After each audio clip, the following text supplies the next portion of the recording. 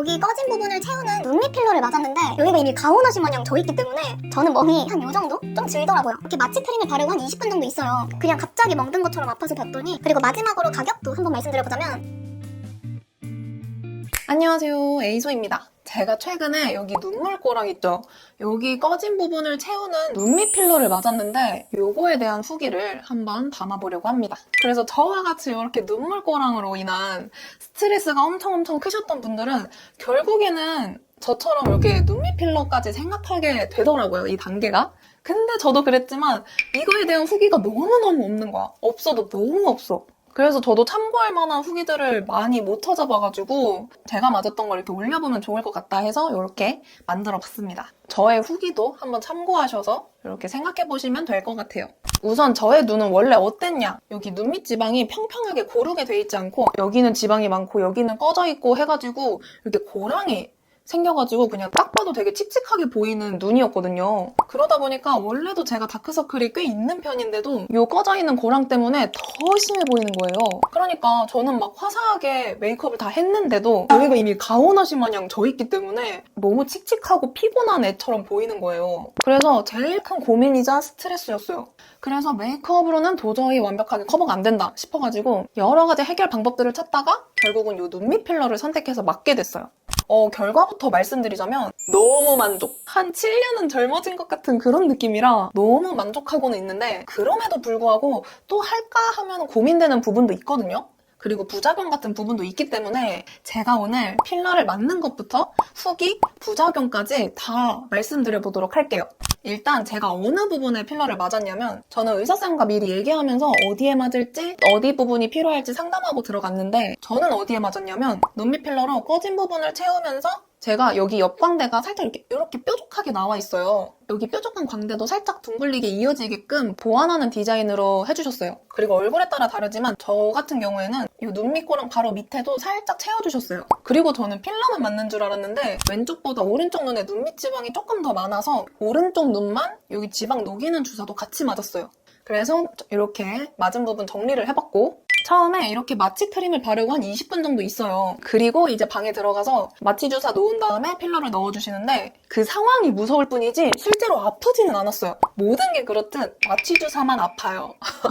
마취 주사를 놓고 나선 하나도 안 아파. 그리고 눈밑 필러는 필러의 양 조절도 중요하고 선생님의 손기술을 진짜 많이 타더라고요. 여기가 눈 바로 밑이고 얼굴의 중심부에 있는 부분이다 보니까 양이 조금만 많이 들어가도 얼굴이 막 티가 나요. 그래서 저도 같이 보면서 여기가 조금 부족한 것 같다, 여기가 조금 부족한 것 같다, 막 이런 식으로 얘기를 하면서 맞았어요. 붓기는 첫날은 조금 빵빵한 느낌이 있고 4일 차쯤부터 붓기가 다 빠지면서 자연스럽게 자리를 잡더라고요.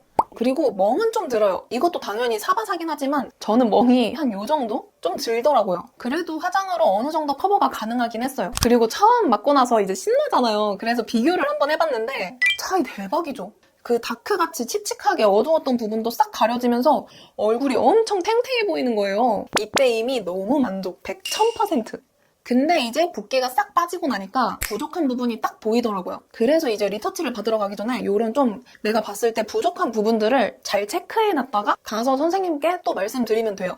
요거는 한 번에 끝내기가 좀 어려운 시술이어서 수정을 받게 해주시는데 저 같은 경우에는 2주 간격으로 2번 받았어요. 그리고 제가 물어봤을 때 유지 기간은 6개월 정도 된다고 하셨어요. 그리고 저는 지금 3개월 반 정도 됐는데 아직까지는 유지가 굉장히 멀쩡히 되고 있습니다. 그리고 저는 부작용도 2가지가 있었는데 첫 번째로는 제가 오른쪽 눈에 지방 녹이는 주사를 맞았다고 했잖아요. 그럼 이렇게 연어빛으로 흔적이 남는데 안내받은 걸로는 3, 4일이면 없어진다고 했거든요. 근데 저는 2주가 넘어도 안 사라지는 거예요. 이게 2주 후에 처음 리터치 받으러 갔을 텐데 아직도 자국 남아있는 거 보이시죠? 없어지는데 총 3주 정도 걸렸는데 와 그동안 안 없어질까봐 정말 많이 불안해했었어요. 그리고 두 번째는 여기 엄청 부은 거 보이시죠? 처음 맞은 지 한 달 정도 됐을 때 그냥 갑자기 멍든 것처럼 아파서 봤더니 이렇게 공갈빵처럼 부어있더라고요. 병원 가서 물어보니까 면역 반응에 의한 부작용이라고 하시더라고요. 그래서 그런지 제가 유독 피곤하거나 무리한 날에 이렇게 붓더라고요. 자고 나면 멀쩡해지긴 하는데 그래도 조금 걸리는 부분입니다.